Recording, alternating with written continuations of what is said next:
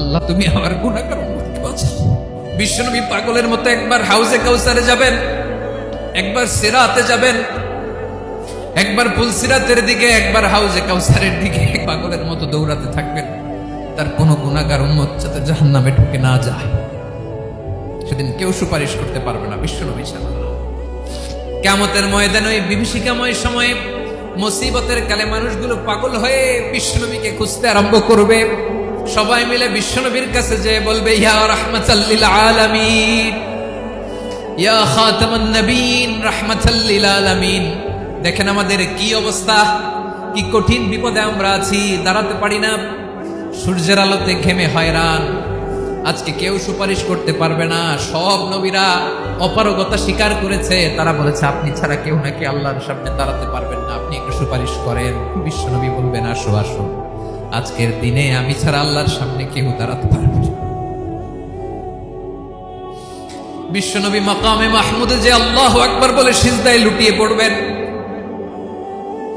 আল্লাহ রাব্বুল আলামিন বিশ্বনবীকে এমন কিছু চমৎকার শব্দ শিখাবেন, ওই শব্দগুলো দিয়ে আল্লাহর প্রশংসা করে বিশ্বনবী কাঁদতে আরম্ভ করবেন।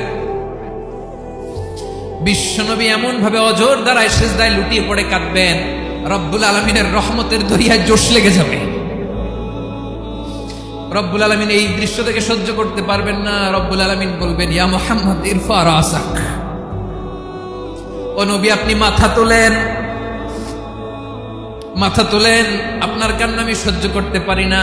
নবী আপনি মাথা তোলেন, সাল তুতা, আজকে আপনি যা চাবেন তাই দেব। নবী আপনি সিজদা থেকে মাথা তুলেন, সাল তুতা, যা চাবেন তাই দেব। ওয়াশফা তুশাফা, যার জন্য সুপারিশ করবেন তার সুপারিশ কবুল করে নেব। বিশ্বনবী এবার মাথা তুলবেন। যে বিভীষিকাময় সময়ে প্রত্যেক নবী বলেছেন আমি পারবো না, প্রত্যেক নবী বলেছেন নাফসি নাফসি, আমার কি হবে আমি জানি না, আল্লাহ আমারে বাঁচাও। প্রতিটি নবী বলবে নাফসি নাফসি, আল্লাহ তুমি আমারে বাঁচাও, আমারে বাঁচাও। বিশ্বনবী মাথা তুলবেন, তুলে বলবেন রব্বি হাবলি উম্মতি, আল্লাহ তুমি আমার গুনাহগার উম্মতকে বাঁচাও। এই দুনিয়ার বুকে রব্বুল আলামিন সব নবীকে একটা করে দাওয়া মুস্তাজাবা দিয়েছেন, মানে যে দোয়া করলে কবুল হয়ে যায় সাথে সাথেই। দাও বিহা, দুনিয়ার সব নবীরা ওই দোয়াটা দুনিয়ায় করে ফেলেছে।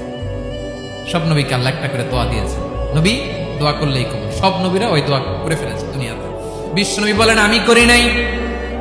ওয়া ইন্নী আখতাবিউ দাওয়াতি শাফাআতান লি উম্মতি ইয়াউমাল কিয়ামাহ, আমার ওই স্পেশাল দোয়াটা আমি দুনিয়ার বুকে কঠিন বিপদে পড়েও কোনোদিন করি নাই। আমি আমার স্পেশাল দোয়াটা কিয়ামতের দিন আমার গুনাহগার উম্মতকে সুপারিশের জন্য রেখে দিয়েছি। আল্লাহ বলবেন নবী ইরফা রাসাক, মাথা তোলেন, আর কাটবেন না। বিশ্বনবী মাথা তুলবেন, আল্লাহ বলবেন সাল তুতা, আপনি যা চাবেন তাই দেব। ওয়াশফা তুশাফা, সুপারিশ করেন, সুপারিশ কবুল করব। বিশ্বনবী বলবেন আল্লাহ ওই স্পেশাল দোয়াটা দুনিয়াতে করি নাই, আজকে আমি তোমার দরবারে দাঁড়িয়ে কিয়ামতের দিন ওই দোয়াটা করছি। আল্লাহ আমার যে উম্মতের হৃদয়ে যাররা পরিমাণ ঈমান আছে, আমার একটা উম্মতকেও তুমি জাহান্নামে ঢোকাতে পারবা না। বিশ্বনবী পাগলের মতো একবার হাউজে কাউসারে যাবেন, একবার সিরাতে যাবেন, একবার পুলসিরাতের দিকে, একবার হাউজে কাউসারের দিকে পাগলের মতো দৌড়াতে থাকবেন। তার কোনো গুনাহগার উম্মত যাতে জাহান্নামে ঢুকে না যায়, সেদিন কেউ সুপারিশ করতে পারবে না বিশ্বনবী ছাড়া। এজন্য 5 নম্বর আল্লাহ বললেন মান যাল্লাযী ইয়াশফাউ ইনদাহু ইল্লা বিইযনিহি, কার সাহস আছে, কার এত বড় বুকের পাটা কিয়ামতের কঠিন দিন আল্লাহর সামনে দাঁড়িয়ে সুপারিশ করবে? কারো ক্ষমতা নেই, কারো ক্ষমতা নাই।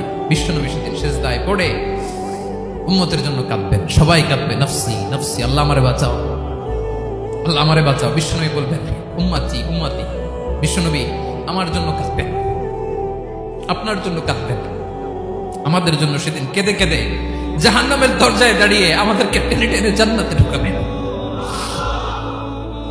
এজন্য এই বিশ্বনবীর ভালোবাসা যেন আমাদের হৃদয়ে ভরপুর থাকে। আমার ভাইয়েরা, প্রতি শুক্রবার বিশ্বনবীর উপরে বেশি বেশি যেন আমরা দুরূদ পড়ি। আমরা যখন বিশ্বনবীর সালাম দেই, দুরূদ পড়ি,